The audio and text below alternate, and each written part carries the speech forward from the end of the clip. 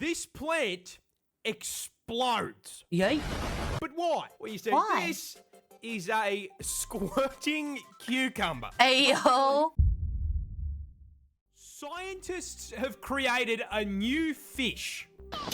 Oh. The best part is that it was a fucking accident. You see, this is a sturgeon-paddlefish. Oh. Found absolutely fucking nowhere in the wild. Oh my god, let's take a look at this for a second. That looks like a genetic accident. Like they were just like, let's see if these fish can inbreed. That's disgusting. Poor fish. Nature Mod produced exclusively in a single facility in Savosh, Hungary. You see, the sturgeonfish is a cross between the Russian sturgeon and the American paddlefish. And in the wild, the only way that hookup's happening is Discord, because they live on opposite sides of the planet. Hello, princess. But this ain't the wild.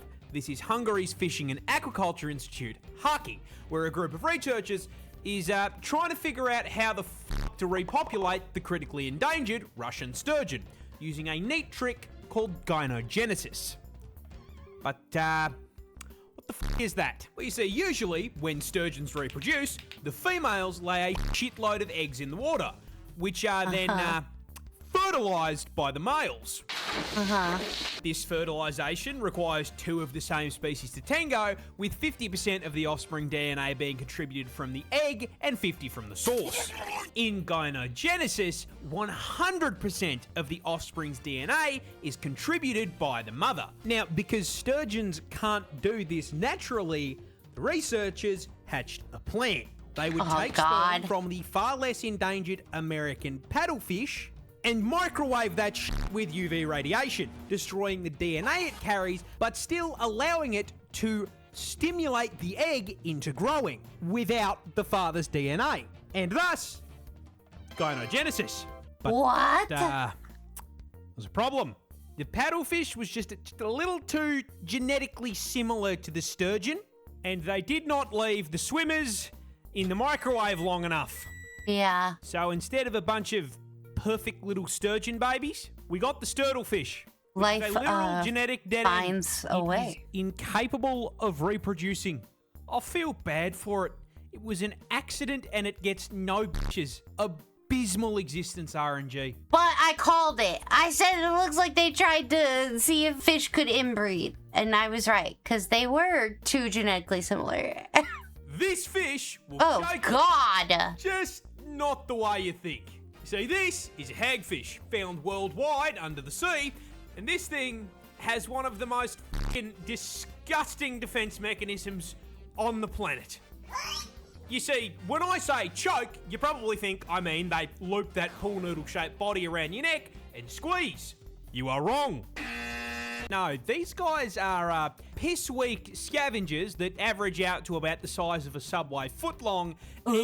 I'm never going to eat a Subway for a long mouth. again. Their main defense mechanism is busting. You see, as you can probably tell by looking at them, these bad boys are slimy. Really slimy. And when threatened, they use it as a weapon. Whenever something tries to eat them, they kick the slime production into overdrive, secreting a protein that instantly converts the surrounding ocean water into thick, sticky sludge. I'm going to throw up. A second. And I mean, you know, a load like that in half a second, incredibly impressive. Nothing to be embarrassed about at all. This slime then seeps into and clogs the gills of their predators, suffocating them to death. Yeah. Then, having literally slimed their ops, they whip out an Uno reverse card and fucking eat them. Gross. The Kraken is a real animal, just not the one you think it is. Who's that Pokemon? You see, when people hear tales of the Kraken, they assume that a bunch of sailors in the oldie times got absolutely shit-faced and ran into a giant squid. And to be fair, that's not a terrible assumption. Giant squid are f***ing kaiju size. They're so big. 12 meters in length and 900 100 kilos in weight. So the assumption that they saw that shit and rightly assumed sea monster isn't too far-fetched. No. However, there is a rather large hole in that giant squid theory. They don't live anywhere near the surface. They live down. Oh. Way down. Owning real estate at a depth of 1,000 meters below sea level Oh, in the shit. twilight zone. So if these sailors didn't see Squidward's roided out brother, how the f*** do you explain the books of corroborating tales of long, tentacle-like appendages sticking out of the sea? Well, the answer is whales. But, where is the tentacle on a whale? Well, you see, during breeding season, blue whales It's were penis. produced by, conducting a locomotive on female whales. And in order to keep this train running on the tracks, male whales must wait their turn. And while waiting in the lobby, in order to stay prepared, the males tend to raise their gentleman's sausage out of the water and wave it around in the air. And the special sausage on a blue whale is around 3 What? meters long and 14 inches thick. So, What? who thought they were seeing a mythical monster from the depths were, more than likely just seeing a pot of whales hitting weapon inspect on their schmeat. Tell the truth, chat. Who's tempted to Google it? I'm a little tempted to Google it. Yeah, for science. One's in chat if you're a little tempted to Google it. Can't be just me. This frog deliberately breaks its own bones. But why? Well, you see, this is a hairy frog found on the west coast of Africa, and the reason it hits a brutality on itself, ironically enough, is self-defense. You see, these guys are small, coming in at an incredibly respectable 3 to 5 inches, and tipping the scales at only 150 grams, which is a problem, because they also inhabit the ecological equivalent of a fucking FromSoft game. Africa is one of the only places in the world that gives Australia a run for its money, with Mr. Frog here having to avoid birds, snakes, and rats on his walk to work. Now, in order to avoid this scenario, most frogs either run a high-level stealth build or dress up like a fucking highlighter and cover themselves in everyone's favourite liquid. But the hairy frog has read one too many X-Men comics. Uh-oh. Because this thing actually has another name. The fucking Wolverine frog. Because these little guys have How? claws, but not Really? traditional claws like a cat's, which are made of keratin and freely extend and retract without an issue. No, instead, the finger bones on a hairy frog's legs are held in place by a small bone at the tip of their fingers. And when threatened, they snap the longer bone off the tip through their fucking skin. And then, new weapon acquired, they employ the London self-defense strategy. It really is like Wolverine, because Wolverine originally had bone claws. This frog really is Wolverine. I need to know, do they go back though? If they break the bone, like, are they just stuck in claw mode for the rest of their lives? What happens? I don't know. This is one of the oldest creatures on the planet. Who's that Pokemon? We got a boomer! Introducing the horseshoe crab. Found under the sea in the Atlantic, Indian, and Pacific Oceans. And when I said old, I didn't mean individually. These little guys disconnect from the server at around age 40. And as far as their actual lives go, they're kind of boring. They're bottom feeders with zero offensive capability, and the only reason they have a tail is that without it, they would die if you flipped them onto their backs.